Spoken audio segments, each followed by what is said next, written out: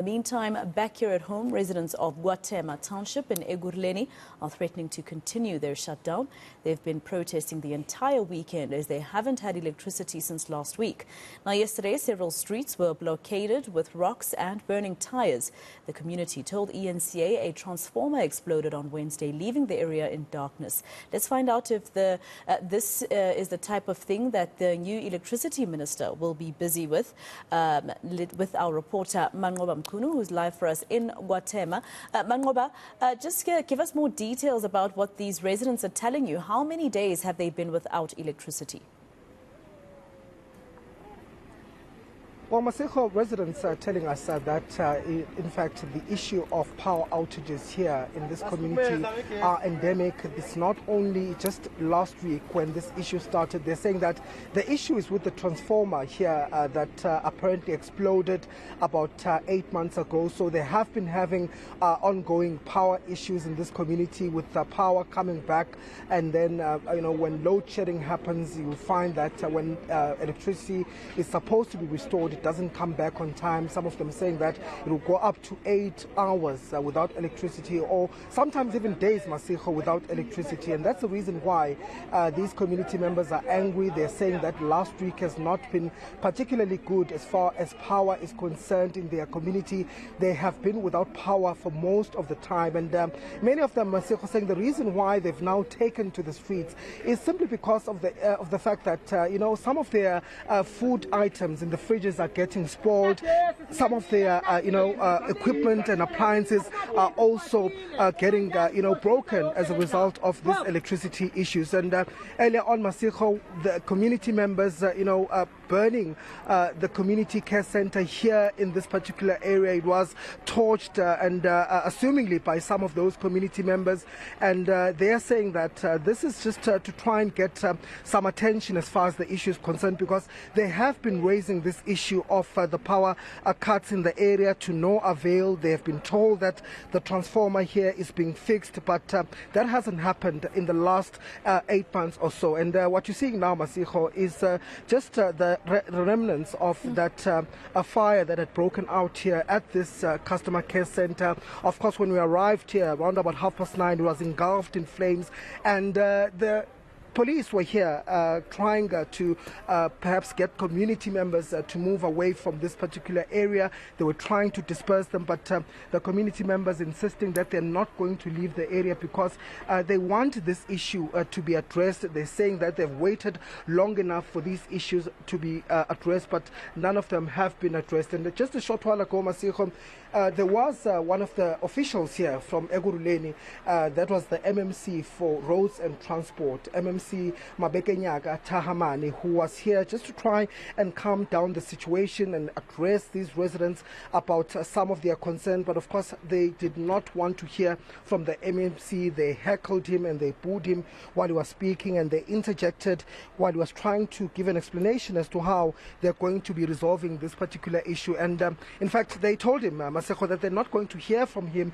They want the MMC for Energy here in Ekurhuleni to come and address them about this issue of the transformer, because they're saying that this is not new. It's something that they've been raising as community members, and of course they're saying that up until now nothing has happened. So the community members saying they're going to continue, Maseko. They're saying that their protest is going to continue up until they get answers as to when exactly that transformer is going to be installed. They were told by the MMC of Roads and Transport that likely in 24 hours that a new transformer is going to be installed in this community, but they were having none of it, Maseko, saying they've waited long enough. But I'm seeing here a spokesperson from the EMPD, let's just talk about the situation right now. Of course, the community members have come back here, but we're seeing a lot of damage here. This care center also being targeted by community members. It is correct. Currently standing off at the KwaThema CCC, better known as the Customer Care Center, where we've seen one of our guard rooms being torched, set alight by very angry protesters as a result, or rather alleging that they have issues with electricity for the past couple of days. As it stands, the EMPD has deployed various units. We're now referring to our public order policing, the first responder units. These are, again, people who are trained in crowd management. And, it's quite disheartening to learn that a protest action, which is supposed to be peaceful, where it is within a constitutional right for people to demonstrate dissatisfaction with any form of service delivery, would amount to damage of essential infrastructure. And we as the EMPD are rather saying that we cannot be having such within our communities. And in terms of the roads, we know that they've also been affected here. The shops here have been closed. What's the update as far as that is concerned?